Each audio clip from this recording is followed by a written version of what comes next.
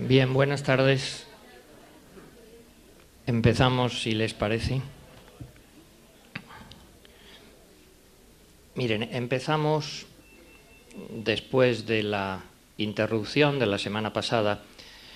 Saben que por mantener el tema anunciado, hoy continuamos con Valle Inclán, Luces de Bohemia, y dejamos para el final, se ha cambiado el orden, Arniches, la señorita de Trevélez. Como siempre, pues les pido disculpas por la incomodidad que estén sufriendo. Y miren, entrando en materia enseguida. En el caso de Valle Inclán y Luces de Bohemia, les voy a hablar un poco como sucedía el primer día a propósito del Tenorio. Les voy a hablar de algo que no necesita defensa. Quizá en el caso de la zarzuela, el género chico, pues tenía un poquito que defender, que explicar más, porque quizá sobre todo para alguna gente joven era menos conocido. En cambio, el caso de Valle Inclán es absolutamente claro. Primero, todos ustedes lo conocen, se lo saben de memoria, lo han leído, lo han visto, lo han estudiado. Además, hay otra cosa que es que hoy, en el mundo entero, de verdad, esto es un hecho, no lo digo yo, Valle Inclán y García Lorca están considerados los dos grandes clásicos españoles contemporáneos. Y Valle Inclán y García Lorca se reponen y se vuelven a poner y se estrenan nuevos montajes en los teatros más importantes del mundo. Así que no se trata de elogiar algo que está elogiado de sobra, sino de, como les decía el primer día, releer, recordar, repensar un poquito lo que significa Valle Inclán y este género en concreto, el esperpento. Y además intentar, recuerden, hacia una historia de la escena española, no perder de vista nunca el aspecto escénico. No quedarse solo en el texto, en eso que ustedes todos pueden tener y yo en un tomito de Austral, sino plantearse que esto es teatro y de cara al teatro qué problemas tiene, qué virtudes tiene. Bueno, antes de nada, hablamos un momento de Valle Inclán. Miren, a Valle Inclán le ha pasado una cosa que se le atribuyen, como ustedes saben, sin duda, todo lo que voy a decir lo saben, perdonen, yo repito cosas que ustedes saben, se le atribuyen una cantidad de anécdotas absolutamente extraordinarias. Es decir, verdaderamente podríamos estar la conferencia de esta tarde, la charla y un ciclo entero contándoles cosas de Valle Inclán o atribuidas a él y además que son divertidísimas, que ustedes creo que lo pasarían muy bien. No por mí, pobre de mí, me limitaría a leerles cosas que son maravillosas. Pero hay gente que ha dicho eso es banalizar a Valle Inclán, quedarse en la anécdota. Fíjense ustedes, no es así, me parece. Hay un gran escritor contemporáneo, uno de los últimos premios Cervantes y por el que yo siento especial devoción, que es Francisco Ayala, que ha escrito lo siguiente. Les salto. No faltan quienes consideran que los elementos pintorescos de Valle Inclán son desdeñables y son accesorios. En absoluto.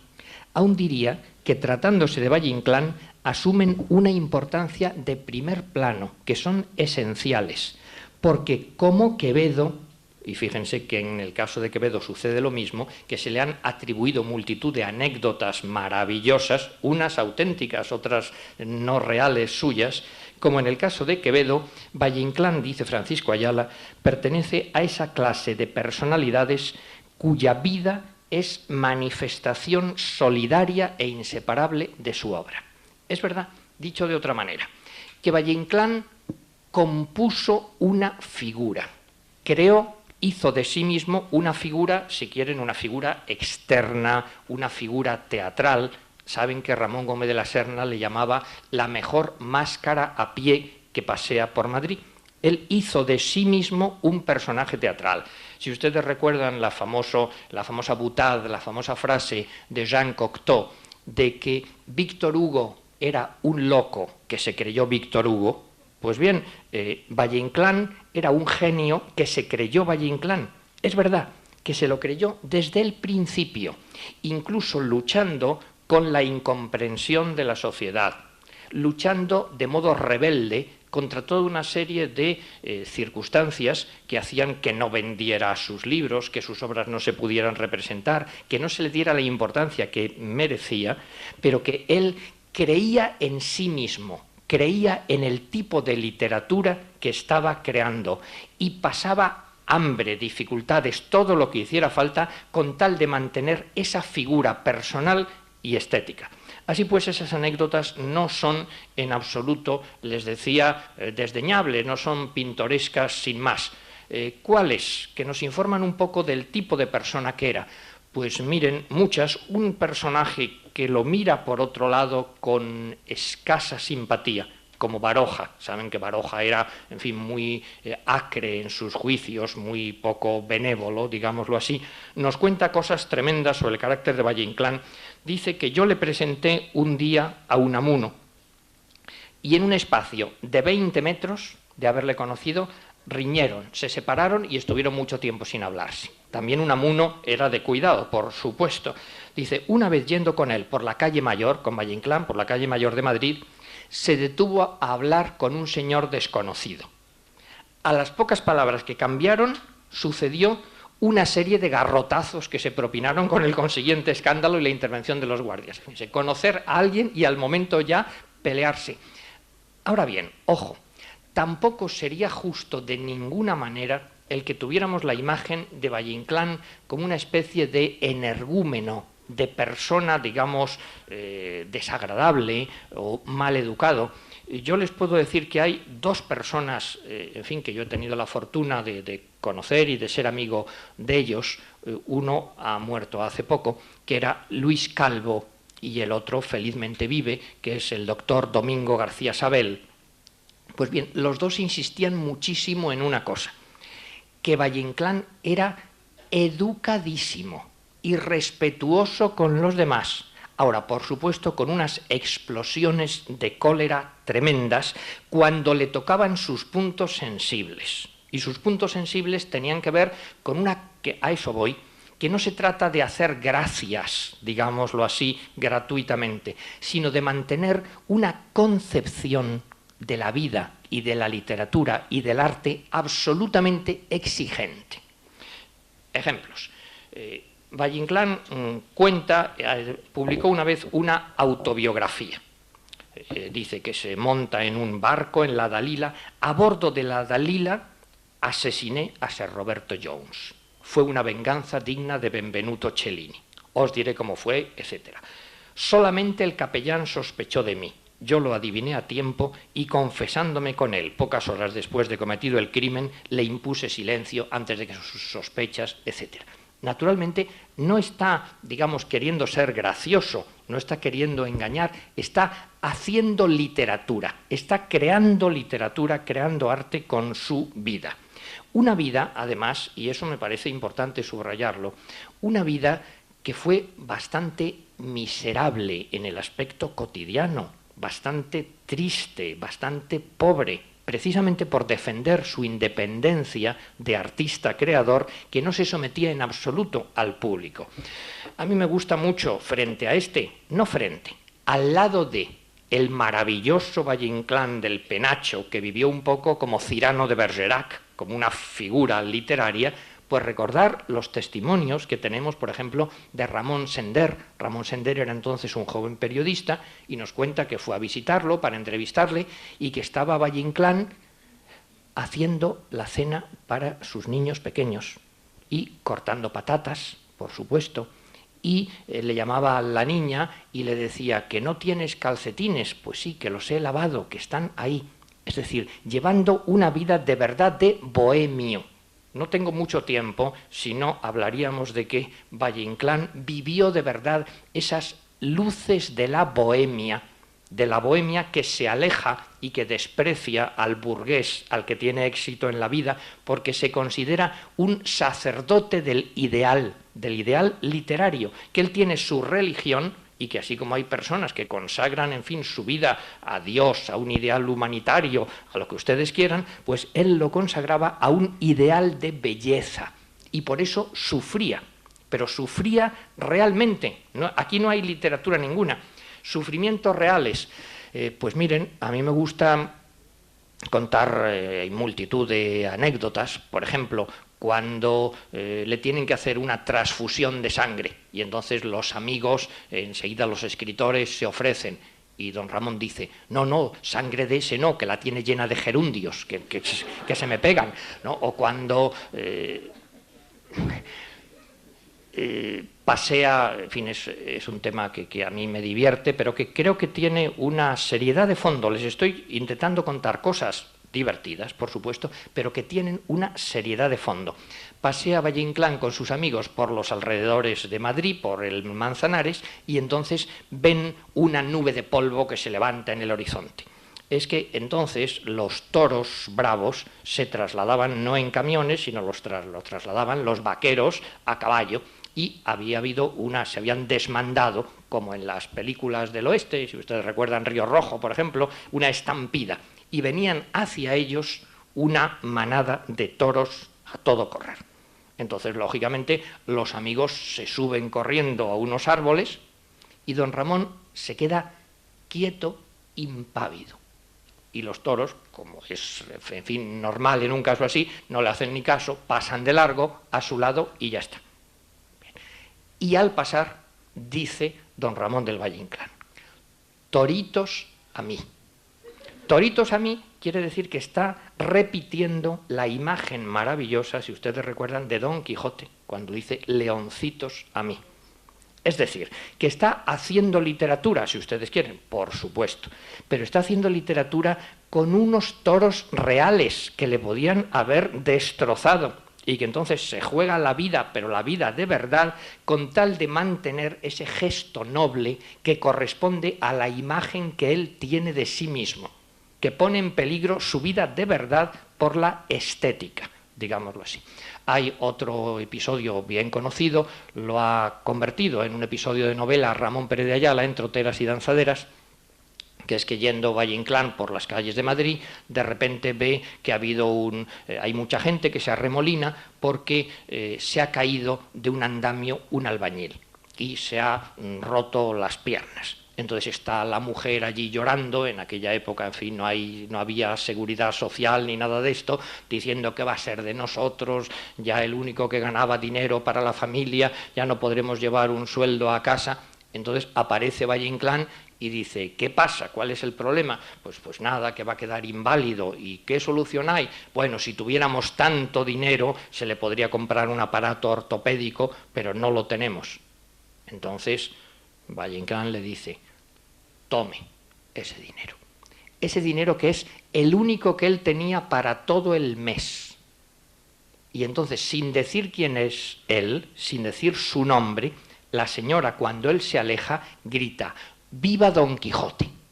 Fíjense, una figura estrafalaria, si quieren, pero que ha dado su dinero real de todo el mes y va a pasar hambre por un gesto caritativo, pero a la vez por un gesto de caridad teatral, si ustedes quieren. Pues así era Valle Inclán. Hay, por supuesto, en fin, el episodio más conocido. Yo les recomiendo absolutamente que lean uno de los libros más divertidos de la literatura española que yo conozco. Es la biografía de don Ramón del Valle Inclán, escrita por Ramón Gómez de la Serna, que la tienen en la colección Austral también. Y ahí se recogen una serie de versiones sobre la pérdida del brazo. Fíjense que la pérdida del brazo es bien conocida la historia. En una discusión de café, uno de sus colegas pelea con él, entonces don Ramón coge la botella de agua para tirársela, el otro le da con el bastonazo y entonces el gemelo se le clava y luego sobreviene la gangrena y le han de amputar el brazo. Fíjense qué historia, la realidad es verdaderamente triste, lamentable. O sea, perder un brazo por una pelea de café es algo verdaderamente muy triste y muy sórdido, diríamos. Pues bien, a partir de esa realidad, lo que hace Valle Inclán es crear literatura. crear un mundo de belleza e inventarse toda una serie de cosas. Lo primero, decir, el segundo manco glorioso de la literatura española, claro, compararse con Cervantes, pero además dar una serie de versiones literarias, absolutamente literarias, y además versiones excluyentes. Les recuerdo brevemente unas pocas. Una que llama Ramón Gómez de la Serna El hambre de Hidalgo. Estaba don Ramón en su gran palacio del norte y se presenta el viejo ayuda de cámara con su casaca, etcétera, y le dice: señor, no hay nada de provecho que echar hoy al puchero. Pues, ¿y los 1000 reales que te di para la compra? ¿Y los perniles? ¿Y la matanza? Todo se ha consumado, señor, no queda nada. Tráeme mi navaja de afeitar. Entonces don Ramón le alarga el brazo, le dice al mayordomo: coge de la mano con fuerza, y dándose un tajo en el hombro, separa el brazo y le dice: echa eso al puchero. Eso es el hambre de Hidalgo. Hay también, bueno, la más, no sé cómo decir, la aventura con el león.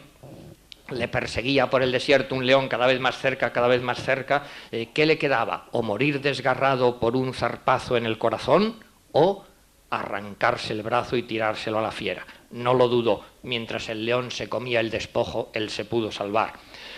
La agresión al plagiario, utilizar el brazo para tirárselo a uno que le había plagiado.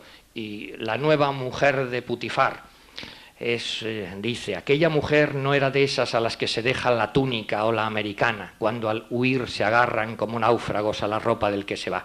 Don Ramón quiso probar en ella el amor pasajero, pero ella le cerró la puerta con cerrojo, cadena y barra. Don Ramón logró salir, pero ella le retuvo por la muñeca y después de mucho forcejear, viendo que no había otra solución, él dio un tirón y ¡zas!, se desprendió de su brazo dejándoselo entre las manos. Fíjense entonces qué estamos haciendo aquí. Repito y concluyo esta parte, digamos, de anécdotas. Sobre una realidad triste, dolorosa, de hambre, de pobreza, de vida bohemia, creando, nos puede parecer absurdo quizá, pero maravilloso también, creando un clima de belleza, creando un edificio entero en el que la realidad más sórdida se convierte en otra cosa, es decir, haciendo literatura. La conclusión es muy sencilla. Valle Inclán nunca escribe literatura realista, nunca se limita a copiar la realidad, nunca la refleja tal cual es. No hace, digamos, costumbrismo, no hace realismo fotográfico, no. Hace otra cosa. Otra cosa, ¿cómo lo llamamos? Pues como ustedes quieran. Si quieren idealismo, si quieren esteticismo, si quieren estiliza. Estiliza en dos sentidos. Por supuesto, en una primera época estiliza lo que se suele decir hacia arriba. Presenta el mundo de las princesas, del modernismo, un mundo más hermoso de lo que es en la realidad. Luego estiliza, digamos, hacia abajo, presentando las cosas desde un punto de vista distinto. Y eso es a lo que llamamos esperpento, que es a lo que me interesaba llegar. Si recurrimos al ejemplo de la pintura, que es bastante claro, don Ramón se basa en una primera época en la inspiración de los prerrafaelitas, que les interesaban a los modernistas, por supuesto. Es decir, ¿de quién en concreto? Pues por un lado de los primitivos italianos. Primitivos italianos, fíjense, para mí esto siempre me resulta bastante conmovedor. Toda la primera época modernista de don Ramón María del Valle Inclán, la época maravillosísima de las sonatas, escribe con una inspiración de pintura italiana primitiva que apenas ha podido ver, porque en el Prado, como ustedes saben, hay bastante poco. Y entonces, perdonen, ahora cualquier chico en viaje de estudios pues va a Italia. Valle Inclán no había ido. Y escribe a partir de la sugestión de Botticelli o de Fra Angelico, vistos en las revistas ilustradas. Luego, por supuesto, la segunda parte, la segunda época, el gran inspirador es Goya. Goya, además, fíjense, artista absolutamente contemporáneo, pero además artista español universal. Y esto sí que, sin hacer ningún nacionalismo barato, está clarísimo que Valle-Inclán enlaza con una línea muy española, la línea de Goya, y también, perdonen que llamo española esto, no estoy haciendo nacionalismo, ustedes me entienden, la línea del Bosco, claro, tan querido por los reyes españoles, de Bruegel, del Greco, de Zuloaga. Hay una explicación básica cuando le preguntan por esta nueva manera, lo que llamaremos el esperpento. Dice Valle-Inclán, hay un texto fundamental, que todo es cuestión del punto de vista, de la perspectiva que adopta el escritor. En unas declaraciones que hizo a Gregorio Martínez Sierra, en el año 28, lo explica así. Se las leo saltando un poco para no alargar demasiado. Hay tres modos de ver el mundo, artística o estéticamente: de rodillas, en pie o levantado en el aire. Cuando se mira de rodillas, y es la posición más antigua en literatura, se da a los personajes, a los héroes, una condición superior a la condición humana. Así, Homero atribuye a sus héroes condiciones, es ver a los personajes como dioses, como semidioses. Hay una segunda manera, que es mirar a los protagonistas como de nuestra propia naturaleza, como nuestros hermanos, como si fuesen ellos nosotros mismos. Dice, esta es la manera que más prospera. Esto es Shakespeare, todo Shakespeare. Los celos de Otelo son los celos que podía haber sufrido el autor, las dudas de Hamlet, etc. Esto es lo que llamamos, en general, realismo, en el mejor sentido de la palabra. Y ahora viene la tercera manera, es lo que me importa más, que es mirar al mundo desde un plano superior y considerar a los personajes de la trama con un punto de ironía. Los dioses se convierten en personajes de sainete. Fíjense, los dioses se despeñan en héroes de sainete. Y añade Valle-Inclán, esta es una manera muy española, manera de demiurgo que no se cree en modo alguno hecho del mismo barro que sus muñecos. Quevedo tiene esta manera y Cervantes también. Cervantes, según y cómo, eso habría que discutir mucho más y según cuándo, hay veces que sí, pero en Quevedo no cabe duda, por supuesto, de que es así. Según eso, Valle-Inclán crea este estilo que llamamos esperpento. Bien, esperpento, hablemos un poquito de esto. Los estudiosos han investigado esa palabra. Esa palabra existía, por supuesto, antes de Valle-Inclán, no se la ha inventado don Ramón, existía en el siglo XIX, existe en la conversación cotidiana, en la conversación popular. Fíjense, una cosa muy rara, fea, extraña, grotesca. Yo cuando pienso cómo puede usar una persona no del mundo de la literatura, una persona del mundo cotidiano, de la vida normal, esa palabra, pues pienso una madre que le dice a una hija, niña, con esa ropa estás hecha un esperpento. Digamos, esa sería la situación. Ahora bien, resulta que Valle-Inclán a esto del esperpento le atribuye una calidad estética superior, una calidad estética muy, muy importante. Y eso enlaza con algo muy característico de la manera, insisto, española de ver el mundo. Yo tuve un maestro, don José Fernández Montesinos, que decía que habría que escribir alguna vez la gran historia del esperpento en la literatura española.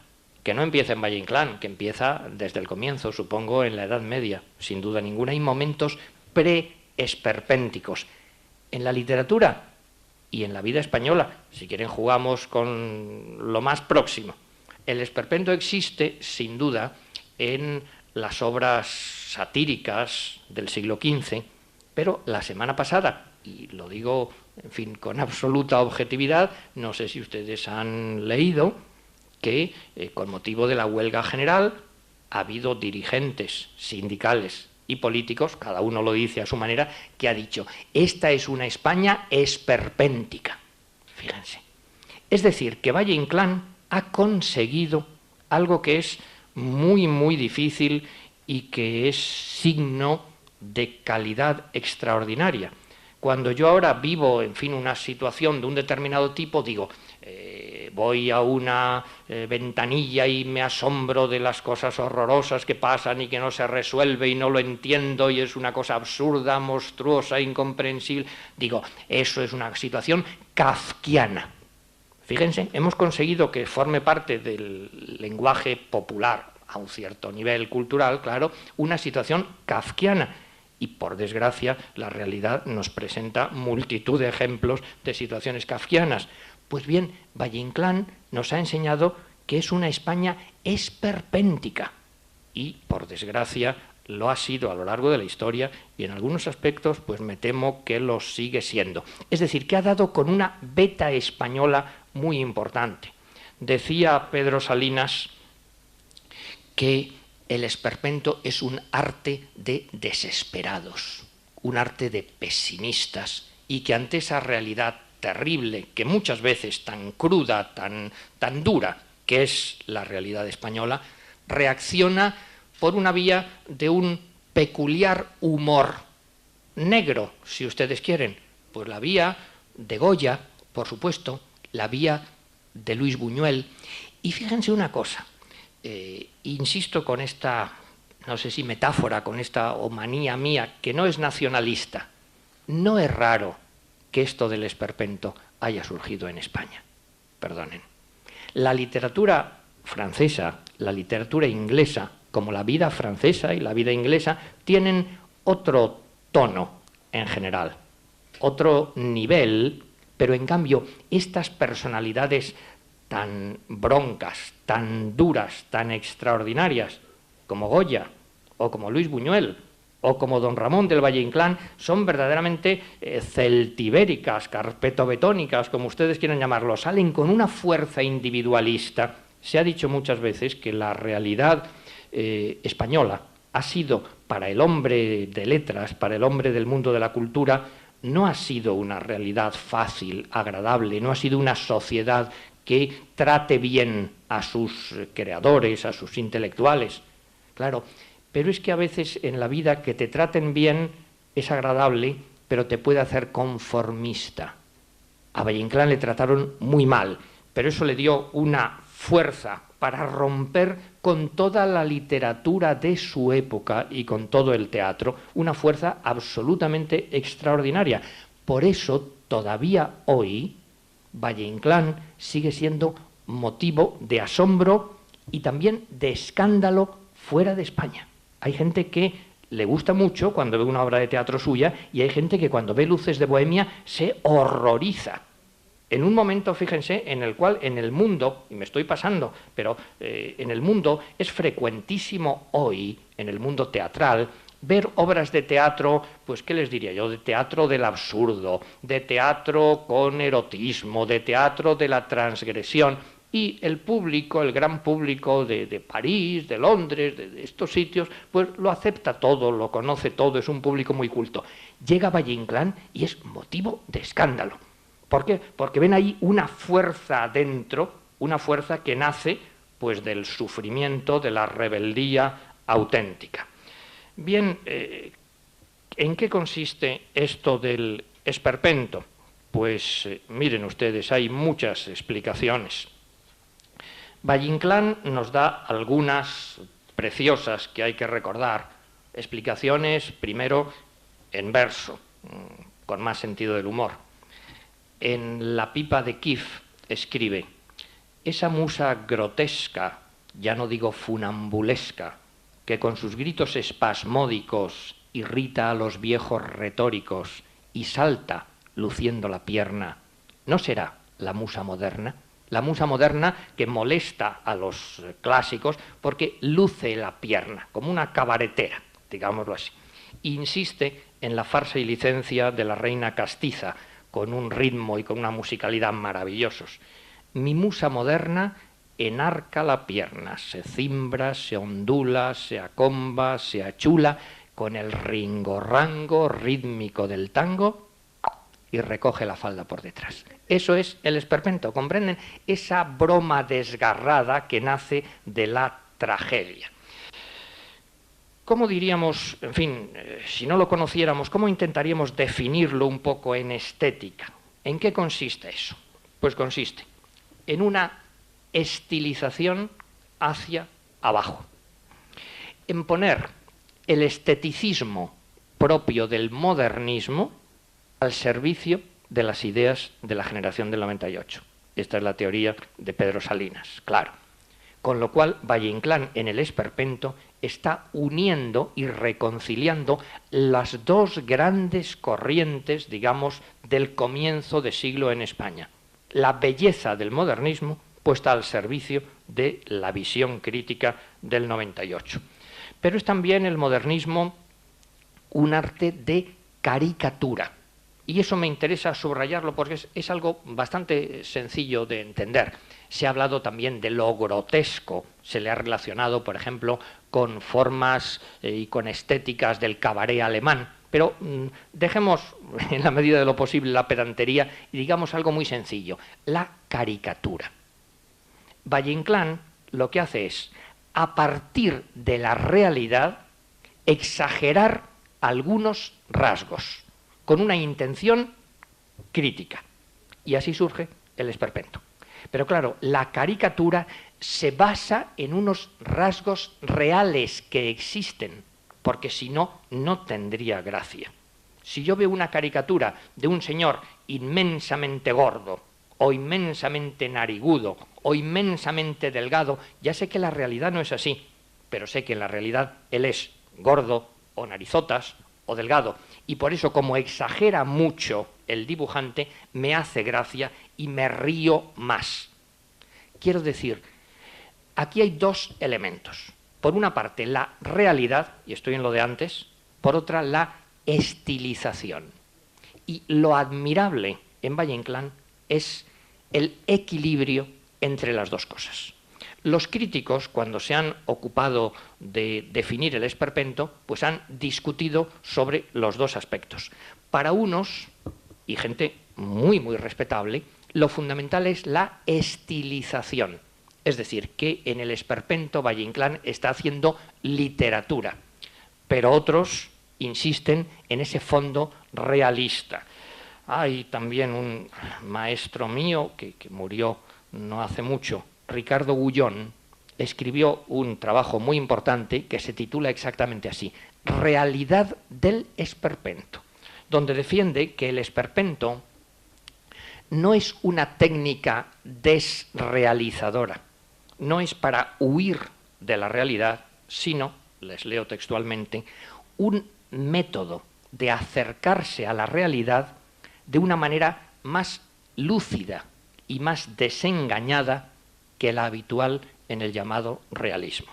Fíjense, acercarse a la realidad de manera lúcida y desengañada. Se ha dicho también que el esperpento es un arte de desesperados. Claro, es un arte de desesperados hispánicos, de gente que ve que en algún momento de desesperación que esto no lo arregla nadie, que esto no tiene solución y que vuelca ahí pues todo su buen y su mal genio y toda su ilusión y toda su desesperación a partir de una realidad española innegable. Bien, no quiero alargarme más. Ustedes saben que hay una definición absolutamente canónica en Luces de Bohemia, que la recuerdan todos, la mencionamos porque es inevitable, que son los espejos de la calle del Gato, claro. Bueno, sobre todo si algunos jóvenes pues no los han visto, yo les recomendaría que fueran, porque esto es absolutamente importante para entender esto y también como visita cultural en Madrid. Si no lo conocen, pues van a la Plaza de Santa Ana y enfrente de donde está el Teatro Español hay un sitio flamenco que se llama Villa Rosa, con unos azulejos preciosos, y ahí se abre en ese hueco, en ese ángulo, la calle del Gato, es decir, de Juan Álvarez Gato. Y en esa calle, que es donde está pues una serie de bares, el de las patatas bravas, hay unos espejos que se han repuesto no hace mucho, además. Entonces, Valle-Inclán, en este momento, en otros no, en otros momentos había recurrido a formulaciones estéticas más o menos abstrusas, digámoslo así. Estaba muy influido Valle-Inclán en la época de la lámpara maravillosa por la teosofía, por Madame Blavatsky, por cosas muy, muy raras, digamos, muy pintorescas. Pero aquí la estética del esperpento nos la da con una metáfora originalísima y absolutamente enraizada en la vida madrileña, que es: los héroes clásicos se han ido a pasear delante de los espejos cóncavos y convexos de la calle del Gato. Bien, son esos, y es verdaderamente algo muy conmovedor el visitar esos, pero cualquiera, esto tiene una raíz madrileña, pero también es universal. Cualquiera de nosotros en una feria, en un parque de atracciones, hemos podido ver esos espejos cóncavos y convexos. Y yo insisto mucho en una cosa: para entender el esperpento, ustedes y yo debemos vernos en uno de esos espejos. Es, además, en fin, una ceremonia muy, muy conveniente, ¿no? Casi como meditación sobre lo que uno es. Si yo me veo en uno de esos espejos cóncavos o convexos, veo a un verdadero monstruo, inmensamente gordo, terriblemente delgado. En fin, lo que yo suelo decir es que los monstruos no son demasiado divertidos. Hay tantos en la vida cotidiana que ya estamos acostumbrados a ellos, ¿no?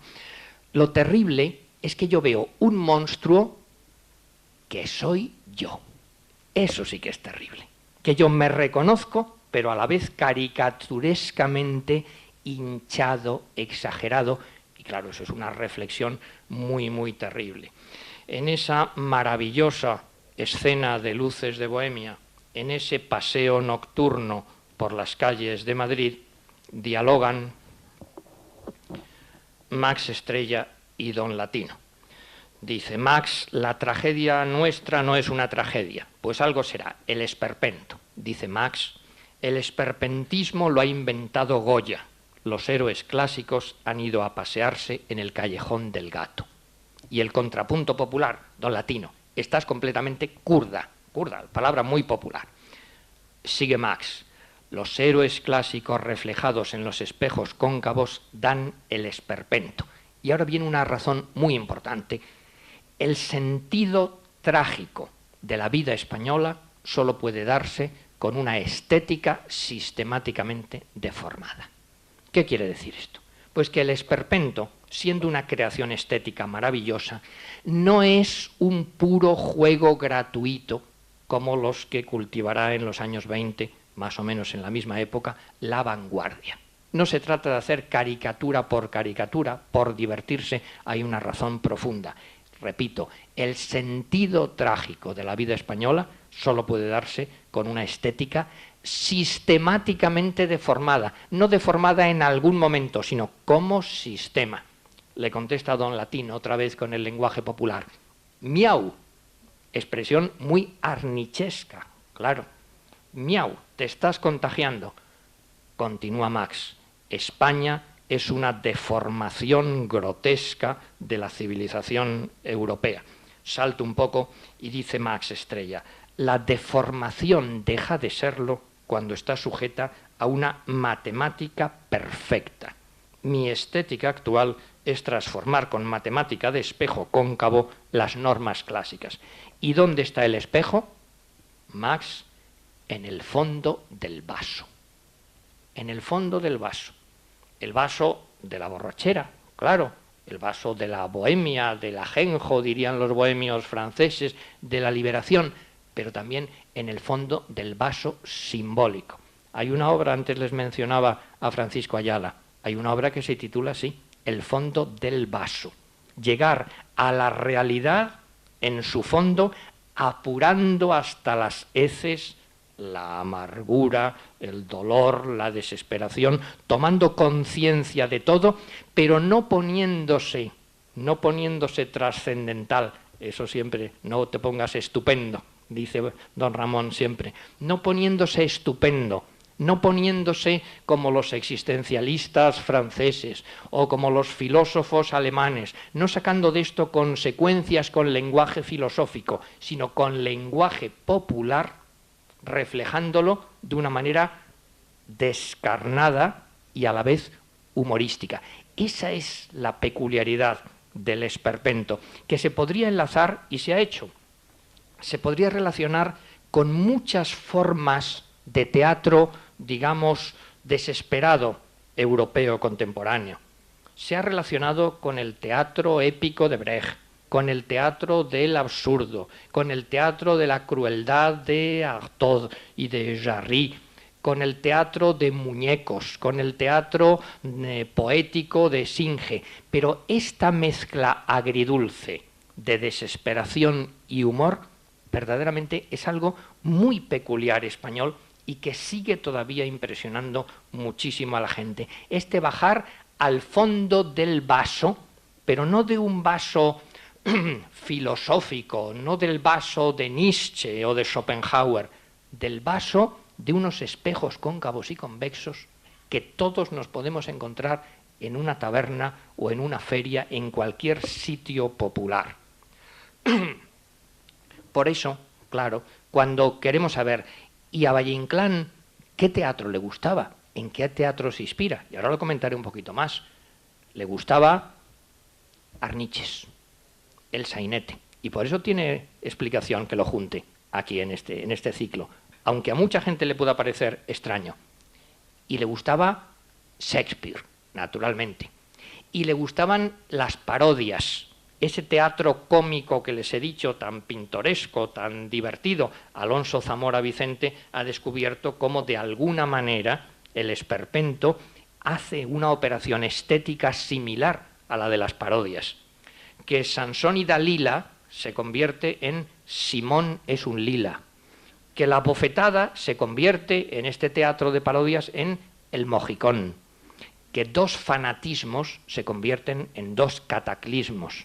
Carmen se convierte en la Carmela, Tosca en la Fosca, la Bohème en la Golfemia, etc. Don Ramón hace una operación estética similar a esta, pero claro, con una calidad literaria muchísimo mayor. Se trata de pasear a esas princesas, a esos héroes clásicos, por estos espejos cóncavos y convexos.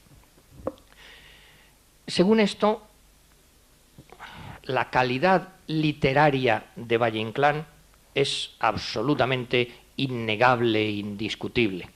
El problema que habría que plantear, y es lo que quiero dedicarles todavía unos minutos, es a la calidad específicamente teatral, a las dificultades de la representación de Valle Inclán. Este es un tema inagotable que da, yo les resumo cosas que ustedes saben de sobra, que daría para mucho más tiempo, créanme. ¿Se puede representar bien a Valle Inclán y en concreto el esperpento? ¿Qué problemas hay? Pues miren ustedes, ha habido problemas a lo largo de la historia, primero problemas de censura, en la época franquista y antes de la guerra también, problemas con el general Primo de Rivera, problemas con las autoridades, eso es una realidad, no estoy haciendo demagogia, es así. Hay episodios absolutamente pintorescos. Por ejemplo, hay una historia que les leería con más calma si tuviera tiempo, del estreno en España después de la guerra de Los cuernos de Don Friolera, en un certamen de teatro universitario en Murcia, donde el censor prohíbe la obra, pero como es un concurso, se ha de representar solamente para el jurado, para que la vea, sin público, fíjense. Y todavía salen críticas, hay alguna crítica en los periódicos de Murcia de la época, donde dice, pensar, les leo muy poquito, año, no estamos hablando de 1920, año 8 de abril de 1959. Pensar que estas muchachas, nuestras hijas, nuestras hermanas, nuestras novias, las futuras madres de nuestros hijos, en la época más decisiva de su vida, cuando van a elegir, etcétera, se presten a hacer tengan que vivir y representar con ese verismo el papel de una prostituta, le parece absolutamente intolerable al crítico, y dice que eso es volver a una época salvajemente demoledora. No es esta política de la España de Valle Inclán la que necesita nuestra España de hoy, nuestra Europa, etc. Bien, no se trata tampoco de dar lanzadas a moro muerto, que ya está muy muerta esta mentalidad, espero, pero esto es una realidad que ha existido. Pero saltemos. Hay problemas también específicamente teatrales, por supuesto, muchos en Valle Inclán, muchísimos. El primero, el de las acotaciones escénicas. Ustedes saben que las acotaciones, en fin, dicho con lenguaje muy normal, como yo siempre procuro hacerlo, pues tienen un valor en el teatro instrumental. A la derecha, pues una entrada, una puerta, un no sé qué. En Valle Inclán no. En Valle Inclán las acotaciones tienen un valor estético en sí absolutamente indudable. Les leo una. Piensen que las acotaciones están hechas para que, en principio, las lea el director de escena y las traslade con la mayor fidelidad posible a la escena. Escena octava de Luces de Bohemia. Max Estrella visita al ministro, su antiguo amigo, le acaban de librar de la cárcel a Max, y dice la acotación lo siguiente: Secretaría particular de su excelencia, olor de brevas habanas, malos cuadros, lujo aparente y provinciano. Bueno, la estancia tiene un recuerdo partido por medio de oficina y sala de círculo con timba. De repente, el grillo del teléfono se orina en el gran regazo burocrático. Nada menos. Bueno, si yo soy director, ¿qué hago con esto?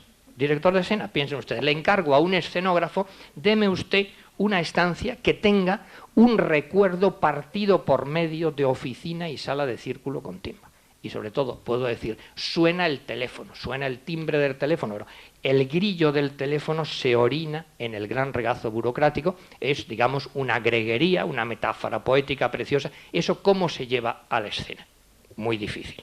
Un primer problema que, por ejemplo, se ha intentado solucionar a veces, se le ocurrió a José Luis Alonso, pues que hubiera una especie de juglar, recitador, narrador, épico a lo Brecht, distanciador, como ustedes quieran, que lee estas acotaciones, que las recita para que no nos las perdamos, porque verdaderamente es una pena que nos perdamos cosas tan bonitas que no son puramente funcionales. Siguiente dificultad, la variedad de escenarios. Sigamos con Luces de Bohemia.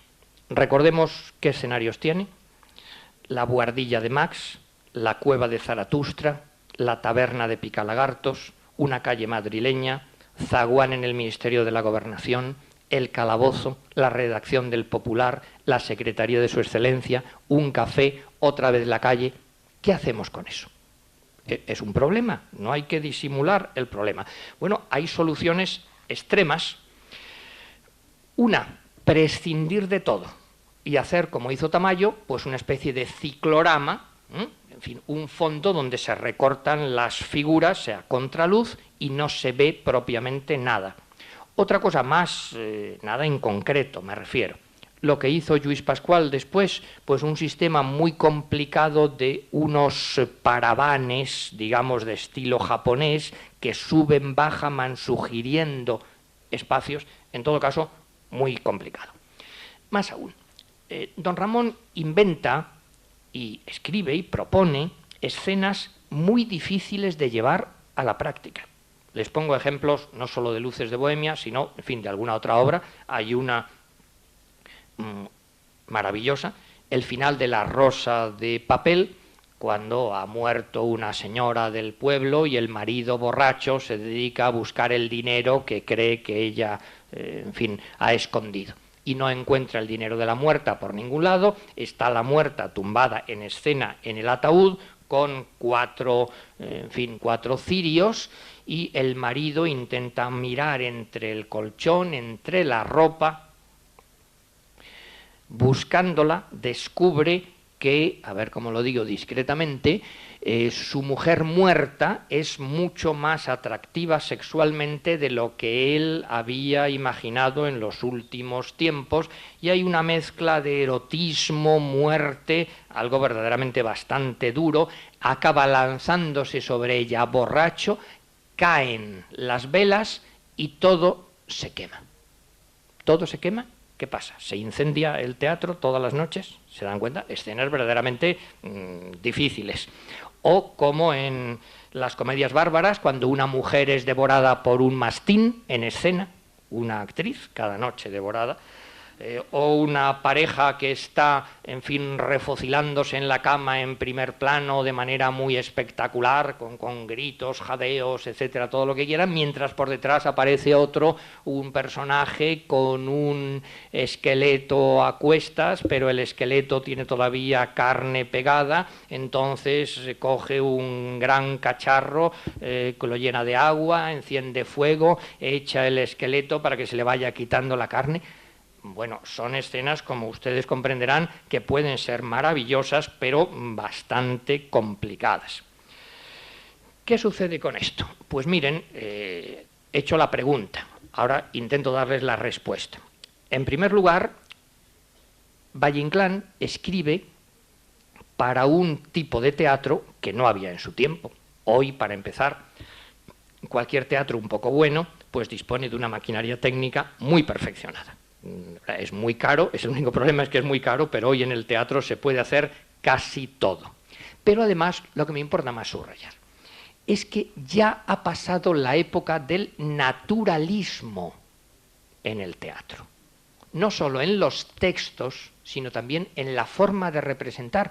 Y eso insistiría muchísimo, perdonen, es una idea muy, muy simple. Piensen ustedes que el teatro, y no digo que nada sea mejor, no estoy diciendo que seamos mejor ahora que antes, no, pero las cosas cambian.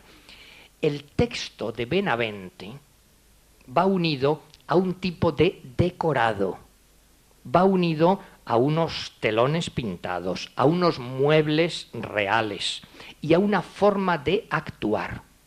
En cambio, el teatro de Valle-Inclán no tiene nada que ver con eso.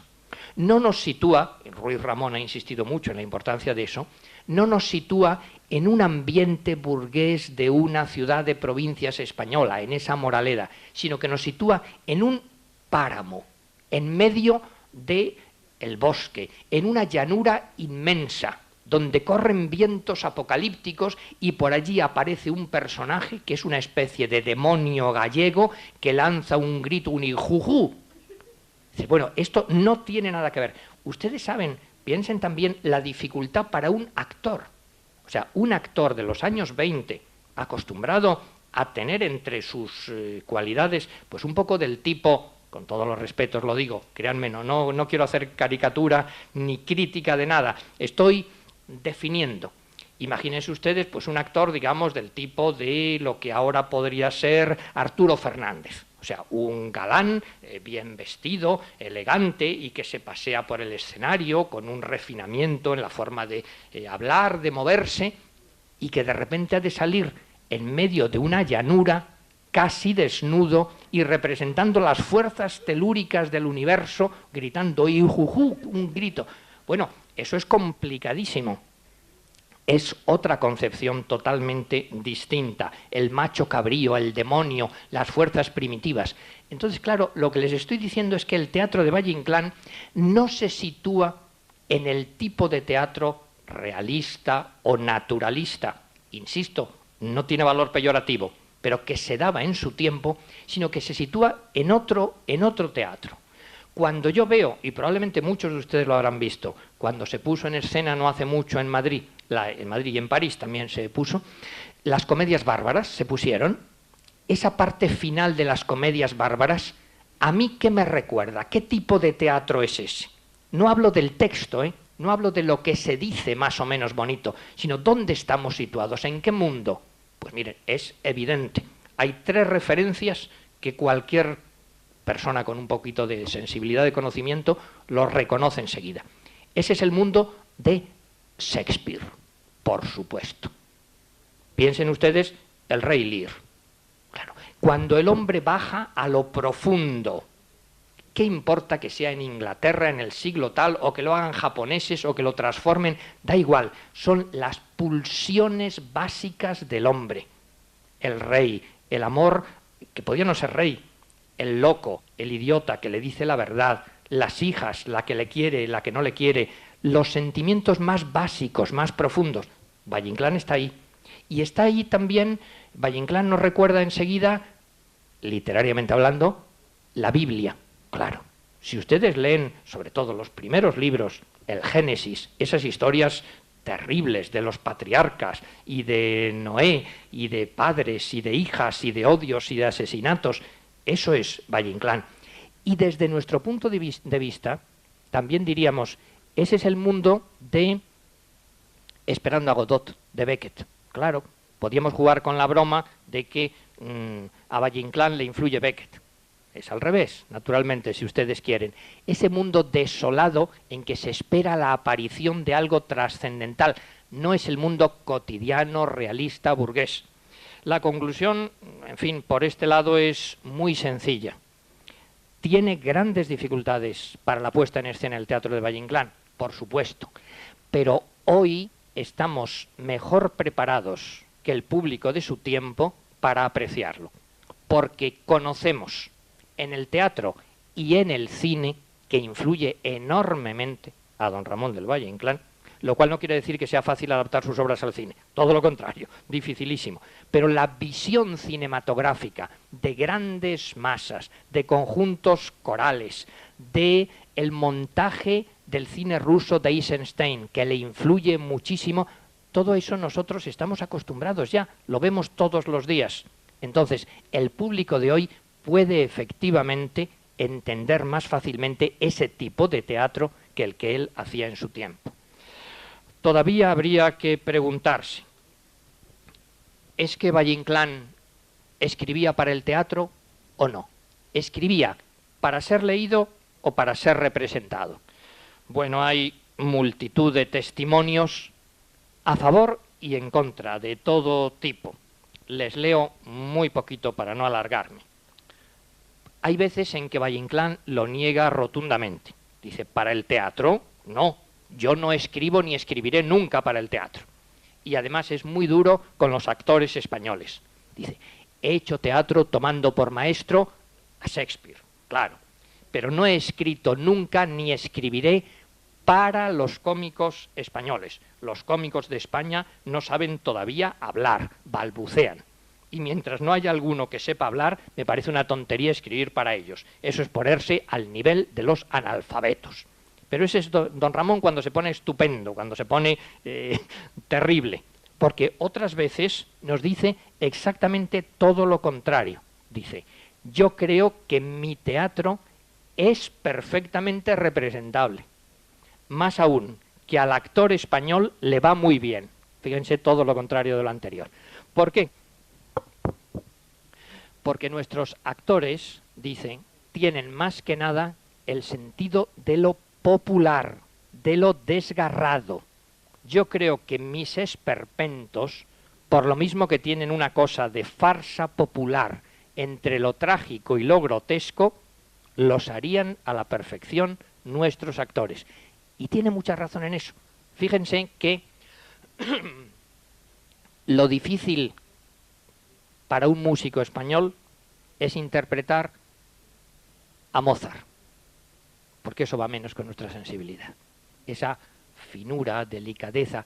En cambio, a un músico español no le va mal Beethoven, no le va mal Mahler, no le van mal los contrastes desgarrados, no le va mal Stravinsky o Bartók. Esa mezcla de desgarro y de lo popular lo puede hacer perfectamente un actor español. La conclusión es muy sencilla. Lo que hacía Valle-Inclán era negar el teatro que triunfaba en su tiempo y soñar, en cambio, con otro teatro que alguna vez llegaría. Eso supone una cosa muy sencilla, que es aceptar de momento la falta de éxito. Y verdaderamente Valle-Inclán mantuvo toda su vida una independencia estética maravillosa. Valle-Inclán vivió pobremente porque siguió, les decía al comienzo, fiel a una concepción escénica y a una concepción estética. Hay testimonios terribles. Cuando publica su primer libro, nos cuenta Azorín, que va a Valle Inclán intentando colocar esos ejemplares de ese libro por los principales libreros de Madrid. Y yendo cerca de la Puerta del Sol, se da cuenta que ha colocado solo, me parece que son 3 ejemplares. Y le queda alguno más que lleva en la mano y lo tira por la alcantarilla. ¿Ven? Otro gesto espectacular, teatral. Él sabe muy bien que podría tener éxito cambiando, prostituyéndose, estéticamente hablando. Nunca lo acepta. Entonces él piensa que su teatro no tiene éxito todavía. Les leo. Nadie mejor que yo sabe que mis obras no son obras de público. Son obras para una noche en Madrid y gracias. Y fíjense, no estoy hablando, no habla él de Franco, no, estamos hablando del Valle Inclán de antes de la guerra, en la época de Margarita Xirgu y de Lola Membrives, en la época del gran teatro español. Pero él sabe que aunque le estrenen, aunque sea muy respetado, son obras para una noche en Madrid y gracias. Y añade, no digo esto por modestia, todo lo contrario. Por supuesto, don Ramón lo único que no era en esta vida era modesto, claro. Y concluye, ya llegará nuestro día. Bueno, la conclusión es muy sencilla, que ese día ya ha llegado, sencillamente, y no quiero hacer ningún final feliz, pero es así. El único problema, el problema fundamental estético que se plantea hoy es cómo representar el esperpento. Me explico y lo quiero decir muy brevemente. Miren, si el esperpento supone ya una deformación grotesca de la realidad en el texto, el montaje, ¿cómo será? Dicho de otra manera, ¿vale la pena hacer un montaje realista, costumbrista, normal, digámoslo así, del esperpento? Parece que no, que eso supondría que chocan 2 concepciones estéticas muy grandes. Por supuesto que no. Ahora bien, ¿hay que hacer un montaje esperpéntico de una obra ya esperpéntica? En principio sí, pero es muy complicado, porque eso puede tener el inconveniente, digamos, de esperpentizar demasiado. Si ya es una caricatura en sí mismo, voy yo a caricaturizar, yo director de escena, me voy a divertir añadiendo elementos, signos plásticos más caricaturescos, reduplicando eso, muy complicado. Y eso está pasando ahora. En el teatro español, todo el teatro español de ahora viene de Lorca y de Valle Inclán, sin duda ninguna. Ahora bien, de Valle Inclán viene del esperpento, sin duda, no del Valle Inclán modernista. Y muchísimos de los autores que escriben hoy esperpentizan mucho más que don Ramón, solo que con menos genio, naturalmente. Entonces, lo que en don Ramón era un equilibrio inestable y maravilloso, se convierte en una especie de fórmula de crítica terrible, y entonces aparecen situaciones totalmente descoyuntadas, personajes deshumanizados. Claro, en Valle Inclán no hay eso. En Luces de Bohemia, esperpento arquetípico, dice Gonzalo Sobejano, en uno de los mejores estudios que hay sobre la obra, que hay sátira, pero también hay elegía. Explico. Hay una parte satírica, de crítica social, política profunda, pero hay una parte también elegíaca, de nostalgia. Es decir, que Valle Inclán, por supuesto, también se traicionaba a sí mismo en sus teorías, como hace todo auténtico artista, porque las teorías son, en fin, muy rígidas, muy duras. Valle Inclán no mira a todos sus personajes desde arriba, con desdén. Algunos sí. Si ustedes recuerdan, Tirano Banderas tiene la apariencia de un animal que hace ñac, ñac, se asoma a la ventana y simplemente hace un ruido, está mascando una cosa. En Luces de Bohemia hay elementos absolutamente esperpénticos, caricaturescos, pero hay otros que no lo son. Hay elementos de una nobleza, de una sinceridad, de una dignidad humana.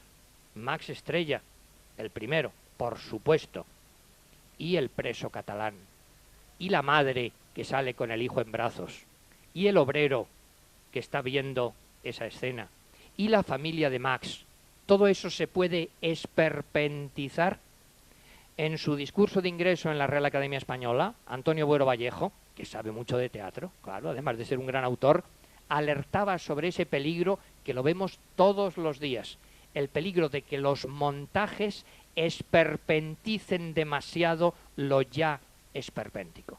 Ese es, me parece a mí, actualmente el gravísimo problema de cómo montar a Valle Inclán. Es muy difícil, hace falta muchísimo talento, claro, como él, como es muy difícil montar bien a Shakespeare, saber en ese montaje graduar los elementos caricaturescos, satíricos y los elementos propios de la realidad madrileña, del sainete, incluso arnichescos.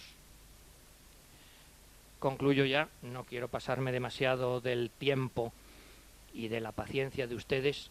Sí quiero decirles una cosa que es muy simple. La experiencia dice que antes de la Guerra Española, Valle Inclán ciertamente no tuvo éxito como autor teatral.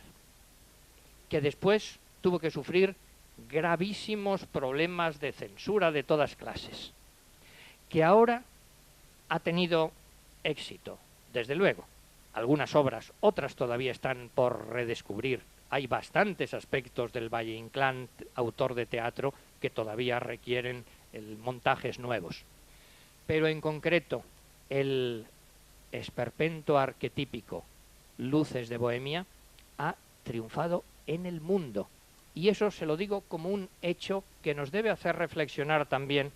Fíjense que Valle Inclán ahora lo ha montado Ingmar Bergman en Estocolmo, en el Dramaten, que ha tenido un éxito enorme en la Unión Soviética. Fíjense esto, en español. No sé si les comenté en alguna de estas charlas que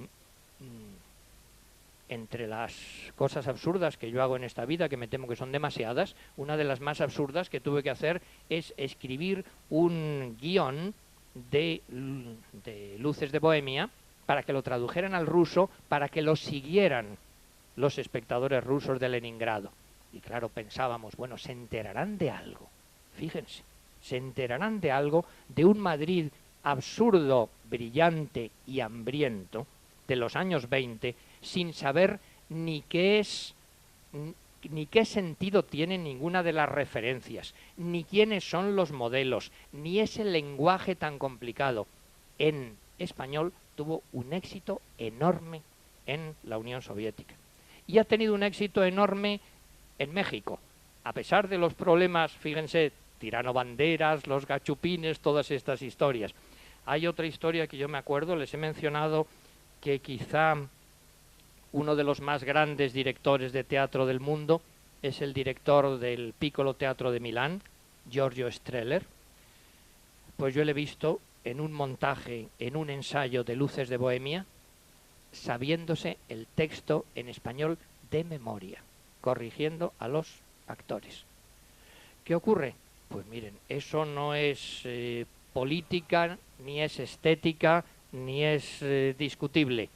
Hoy Lorca y Valle Inclán en el mundo entero están considerados absolutamente clásicos contemporáneos del teatro y se reponen sus montajes continuamente, a la vez que se reponen obras pues de Shakespeare o de Pirandello o de Bertolt Brecht o de Chekhov, y son los dos únicos españoles que han alcanzado esa categoría internacional, ese reconocimiento.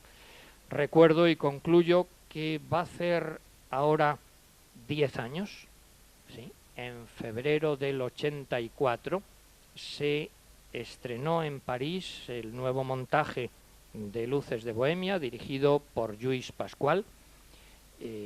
Bueno, yo estuve en aquel estreno y estábamos también muy pendientes del público de estreno de París, en fin, un público muy refinado, muy conocedor, pero muy pedante también, por supuesto, y muy displicente.